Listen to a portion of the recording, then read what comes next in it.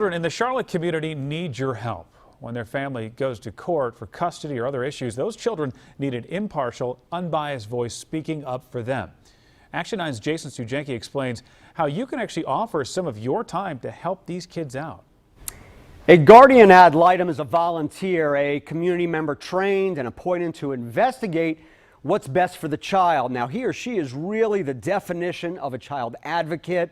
And two of them join me now, Rhonda McGuire, a program specialist, and Gregory Richards, a volunteer. And let's start off by talking about the seriousness of what you guys do. And I'll start with you and say, I mean, these kids, they're in bad situations, and you're appointed by a district court judge to act on behalf of the child in a court saying these are important, permanent decisions being made for someone who's been through a lot. Absolutely. So we get involved once children are removed from their homes due to allegations of abuse and neglect and are then placed in the foster care system.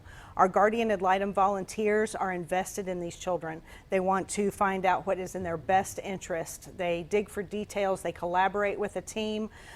These children are oftentimes traumatized and don't have or have never had anybody in their corner before. And that's what a guardian ad litem does, is that they are in that child's corner and for the duration of the case until permanence is reached. We hope for reunification. We want parents and families to be together. Reunification is always the goal because children love their parents, and we work, with the team to try to make that possible. And you're standing there in court, you have this boy or girl, I guess, next to you. Yes, sir. Your whole role there is to do what's best for this child. You have no other dog in the hunt except the little person next to you. I mean, what's that like emotionally? I think that's very important. That's a very important point, because we are not appointed to advocate for the state. We're not advocating for youth and family services. We are strictly there for the best interests of that child. And so my job is to make sure that that child's needs are met, whether that's educationally, financially, mental health, or medical needs as well. I'm always advocating for the best opportunity for that child. How hard is that? It can be a little bit emotional. You're taking, as Rhonda said, a child who's been through some sort of trauma, and you're introducing them to another stranger.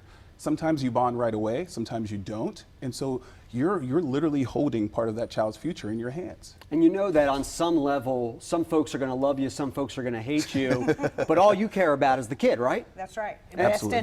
Best interest of the child. That's what we're there for. Our volunteers are teamed with an attorney advocate to find out what the needs of that child are and what is in their best interest. And what's the time commitment like?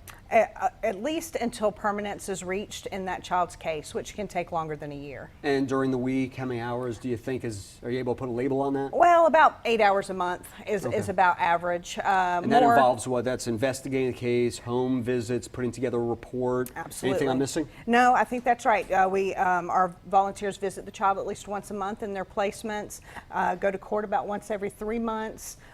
They do write court reports, so that's all inclusive in about that 8 hours. What do you say to somebody who's thinking about doing it but isn't sure?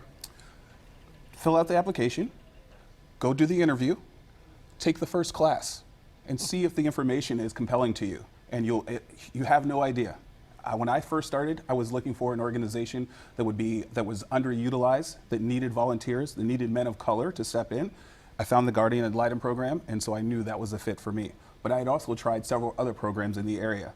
So I tell anybody who's looking, please contact Rhonda, contact the organization, and just get some information about it and see if it's something that you are really willing to do. All right, well, we have the contact information here. We'll post it on our website. Now, guys, back to you.